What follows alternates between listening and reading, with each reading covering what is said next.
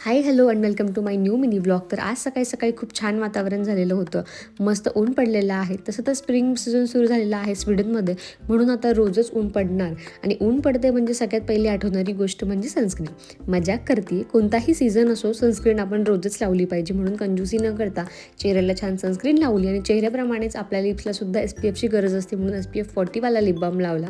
त्याच्यानंतर लेक्चर देऊन देऊन का होईना नवऱ्याला सुद्धा मी सनस्क्रीनची सवय लावलेली आहे आणि त्यांना ती लावायला दिली. आणि मग बनवायला घेतला माझा इकडे रोज पिल्या जाणारा ज्यूस, ABC ज्यूस. खरं तर आज डबल A इथे वापरत होते मी, कारण ॲपल आणि आवळा दोन्हीही गोष्टी होत्या एवाल्या, पण आवळा होता घरामध्ये एक्स्ट्रा म्हणून यूज केला. तुम्ही स्किपसुद्धा करू शकता. ॲपल बीट कॅरेट असा हा ABC ज्यूस, जो की हेल्थसाठी आणि स्किनसाठी दोन्हीसाठी पण खूप चांगला आहे. आणि खरं मुंबईला होते तेव्हापासून मी हा ज्यूस पिते आणि खूप छानसुद्धा लागतो टेस्टला. त्याच्यानंतर खिडकीत बसून मस्त विटॅमिन D घेत घेत ज्यूस एन्जॉय केला. आणि बाहेर वातावरण खूप मस्त झालेलं होतं, म्हणून बाहेर जायचा मोह मला काही आवरला नाही. मग लगेचच योगेशला म्हटलं की चला बाहेर थोडंसं वॉक करून येऊ.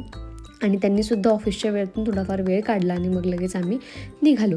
जेव्हापासून मी स्वीडनमध्ये आली आहे ना, तेव्हापासून असं थंडीच वातावरण होतं आणि सूर्य काही निघतच नव्हता. आणि आज जेव्हा सूर्य निघाला आहे ना, मला खरंच खूप छान वाटत होतं.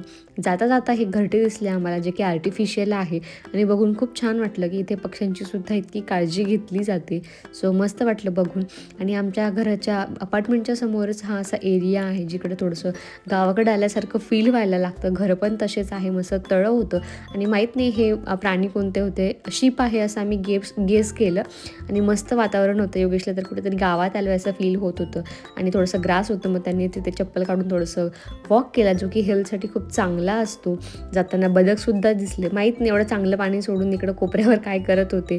त्याच्यानंतर आम्ही दोघं पण इथे बेंच होते, विटॅमिन D घेत घेत मस्त बसलो. कारण विटॅमिन D भेटतं इकडं फार मुश्किल आहे, रोजच भेटत नाही. मग भेटतं आहे तर का चुकवायचं. आणि स्किनची पण काळजी नव्हती, कारण भरपूर प्रमाणात सनस्क्रीन थोपवून आलेलं होतं फेसवर. त्याच्यामुळे मग मस्त विटॅमिन D घेत बसलो. घरी आल्यानंतर खूप भूक लागली होती, म्हणून इकडे काल आम्ही इडली बनवलेली होती, ती थोडीफार उरलेली होती आणि इडलीचं बॅटरसुद्धा होतं. तर योगेशची इच्छा झाली होती खायची इडली फ्राय, आणि त्यांना त्यांच्या स्टाईलने बनवायची होती. त्याच्यामुळे ते बोलले की मी माझं इडली फ्राय बनवतो आणि मला खायचा होता उत्तप्पा. सो बॅटर होतं, म्हटलं मी पण उत्तप्पा बनवते.